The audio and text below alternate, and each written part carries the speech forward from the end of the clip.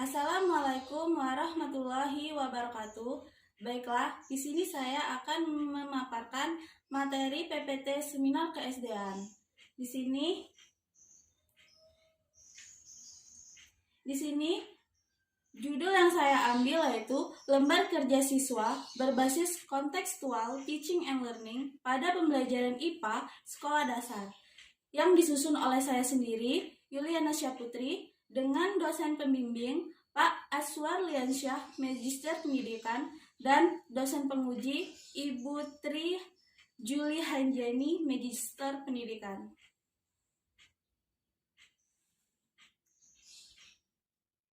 Bab 1, Pendahuluan. Latar belakang.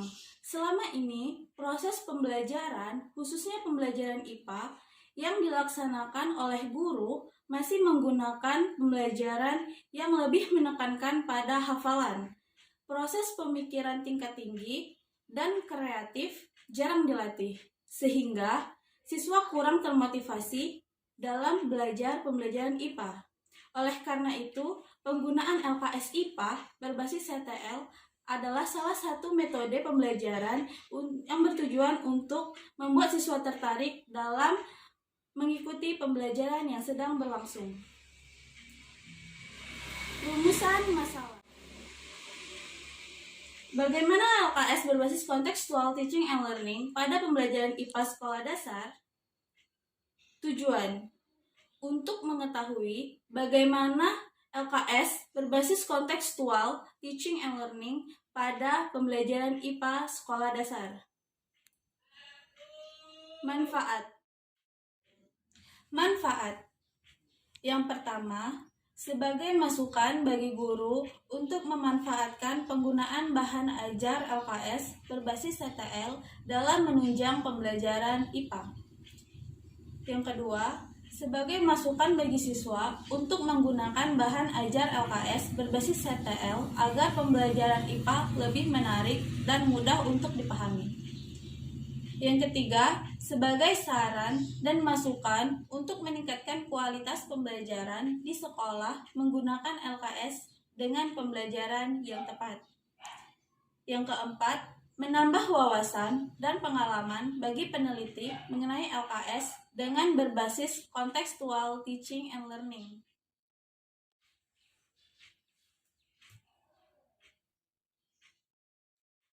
Bab 2, kajian teori. Di dalam deskripsi teori terdapat dua pokok bahasan. Yang pertama yaitu bahasan mengenai LKS dan yang kedua itu bahasan mengenai CTL.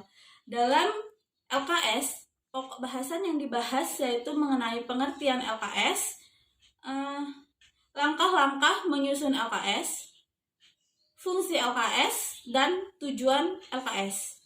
Kemudian pada pokok bahasan yang kedua, pada CTL, yaitu bahasan yang dibahas yaitu pengertian CTL, langkah-langkah pendekatan CTL, kemudian kelebihan CTL dan kekurangan CTL. Pengertian LKS.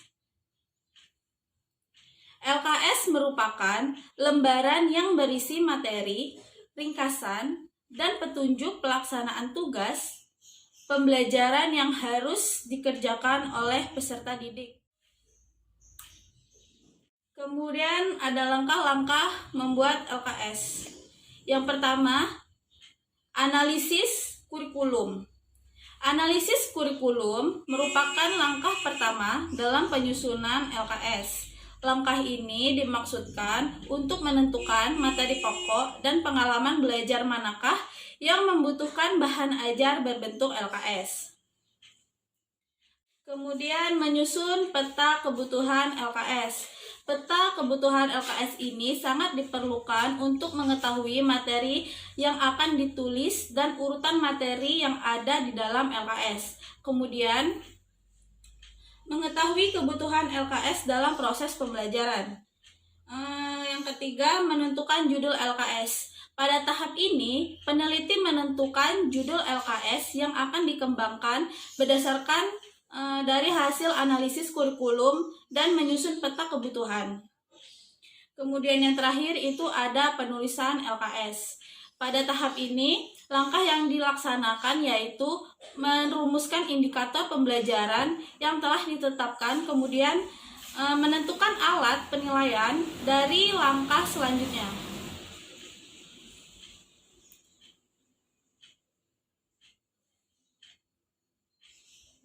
Fungsi LKS. LKS sebagai bahan ajar yang bisa meminimalkan peran pendidik namun lebih mengaktifkan siswa. Terus LKS sebagai bahan ajar yang memudahkan siswa untuk memahami materi yang diberikan. LKS juga sebagai bahan ajar yang ringkas dan kaya tugas untuk berlatih. LKS memudahkan pelaksanaan pengajaran kepada siswa. Adapun tujuan LKS yaitu menyajikan bahan ajar yang memudahkan siswa untuk berinteraksi dengan materi yang diberikan, menyajikan tugas-tugas yang meningkatkan penguasaan siswa terhadap materi yang diberikan, kemudian melatih kemandirian belajar siswa, dan memudahkan pendidik dalam memberikan tugas kepada siswa. Pengertian contextual teaching and learning. Pendekatan CTL adalah pendekatan pembelajaran yang membantu guru mengaitkan antara materi yang diajarkannya dengan situasi kehidupan nyata siswa sehari-hari, baik dalam lingkungan keluarga, sekolah, masyarakat, maupun warga negara, dengan tujuan untuk menemukan makna materi tersebut bagi kehidupannya.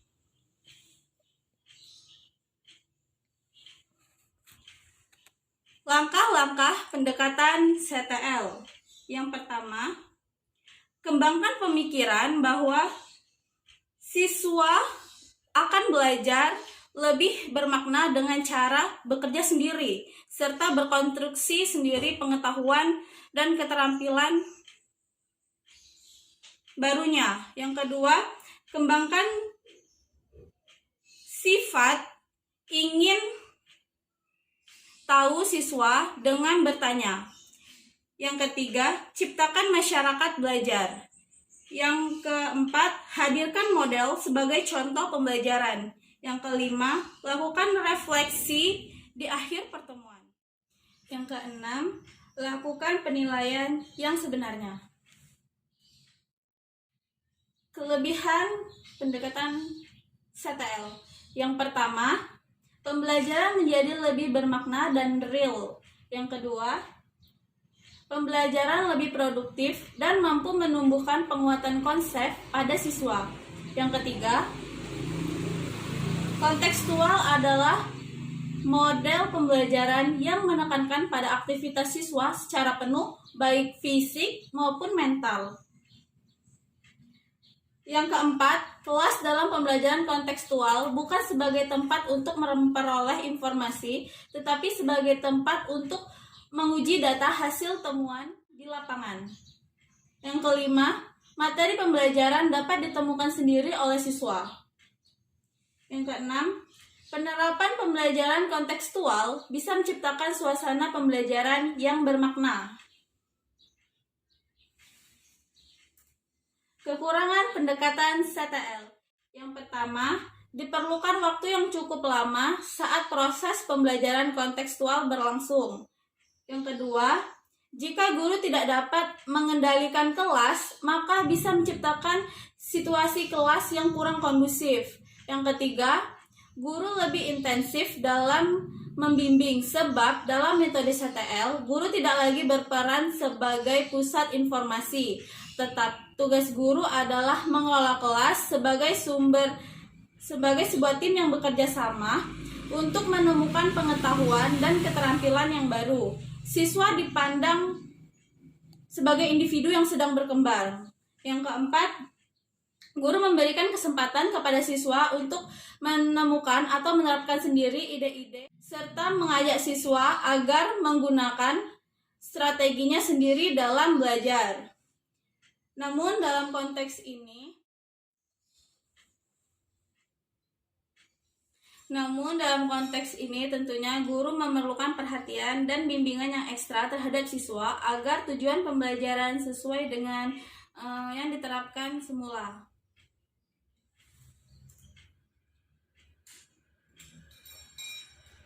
Bab 3. Penutup. Kesimpulan. Penggunaan LKS berbasis kontekstual teaching and learning dalam pembelajaran IPA di sekolah dasar dilihat dari penelitian bahwa dengan penggunaan LKS dapat meningkatkan hasil belajar siswa IPA di sekolah dasar. LKS juga dapat memberikan dampak positif terhadap siswa dan juga guru, sehingga siswa dan guru dapat bekerja sama dengan baik dalam proses pembelajaran yang sedang berlangsung. Saran. Penulis memberikan saran bahwa penggunaan bahan ajar LKS berbasis kontekstual teaching and learning ini dapat dijadikan alternatif untuk guru untuk meningkatkan kemampuan anak dalam pembelajaran IPA dan mengatasi kejenuhan dalam proses pembelajaran. Karena dengan menggunakan LKS berbasis CTL, siswa menjadi lebih aktif, antusias, dan merasa senang dalam mengikuti proses pembelajaran.